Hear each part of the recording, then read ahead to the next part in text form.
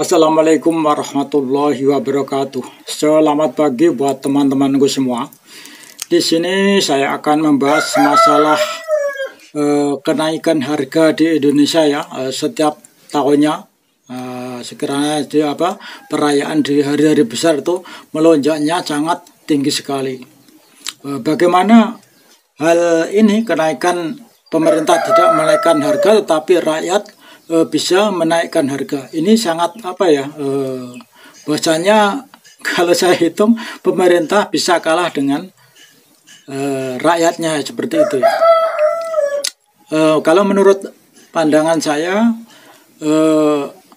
mulai pedagang yang kecil sampai pedagang yang pol besar ya, sampai PT yang besar dibuatkan aturan untuk izin usaha seperti itu menurut saya.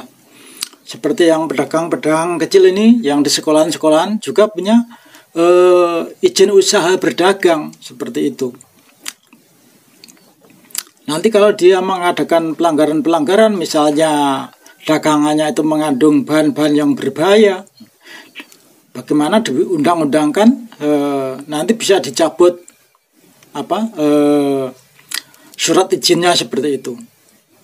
Mungkin diberi peringatan 1, 2, terus ketiganya dicabut seperti itu. Kan banyak sebenarnya ya. Kemarin saya ada emak saya ini belanja belanja keliling ya.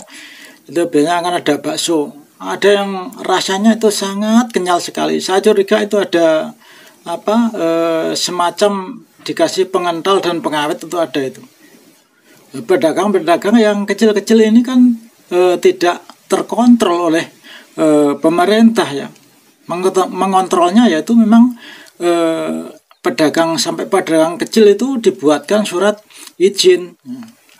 Ya kalau modalnya kecil ya izinnya agak bayar begitu. Maksudnya itu untuk pengelolaan agar pelayanannya yang membeli ini bisa terpenuhi kesehatannya ya, seperti itu. Saya curiga masih ada banyak-banyak barang-barang dari pedagang kecil yang pengelolaan kesehatannya kurang seperti itu, bahkan membahayakan bagi kesehatan. Nah, untuk kenaikan harga sendiri, kalau memang pemerintah tidak menaikkan, tiba-tiba di toko-toko di pasar-pasar itu biasanya pasar tiba-tiba naik ya, seperti itu lain lagi seperti itu. Harus dari mana sebenarnya, mestinya kan bisa diselidiki itu siapa yang memasok di pasar situ ya kan, diurut-urutkan kan bisa itu. Pencurian yang rumit atau kasus pembunuhan yang rumit aja bisa, kenapa kasus ini tidak bisa seperti itu kan.